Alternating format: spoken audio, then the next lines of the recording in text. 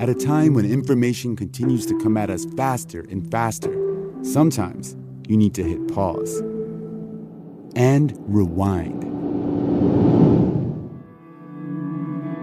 NPR's Throughline takes you back in time to the source of the news stories filling your feed.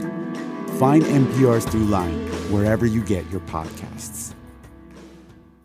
Now let's lead off with the McLean County Housing Coalition, updating its 2-year-old report on area housing and homelessness. WGLT's Charlie Schlenker has more. It's getting harder, not easier, to find housing in Bloomington-Normal. Coalition member Janet Hood of Mid-Central Community Action says vacancy rates remain low, so there are many applicants for each apartment. And she says that can hurt the ability of people to get an apartment in the future if a property owner picks someone else the first time. Every time you go and make an application and the landlord does a credit check, your credit score will go down each time. There's increasing use of application fees and rising income tests before owners offer a lease to a prospective tenant. It is difficult right now because there's such a demand for any apartment that landlords can be more selective. The U.S. Federal Housing Finance Agency House Price Index for the Bloomington metro area has gone up 37% in the last year and a half. 20% of McLean County residents are rent-burdened. That means they pay more than half their income for housing.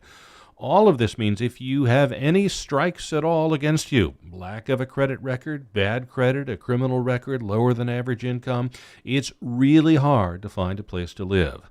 Hood is a housing navigator who helps people find new housing and become housing stable.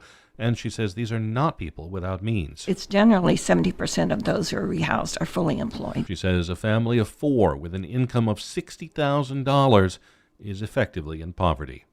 The Housing Coalition observes area apartment complexes and mobile home parks are increasingly being purchased by large out-of-area companies, which means they're even less likely to cut somebody a break if they need it. And eviction rates have returned to pre-pandemic levels. I'm Charlie Schlenker. At a time when information continues to come at us faster and faster, sometimes you need to hit pause and rewind. NPR's Throughline takes you back in time to the source of the news stories filling your feed. Find NPR's Throughline wherever you get your podcasts.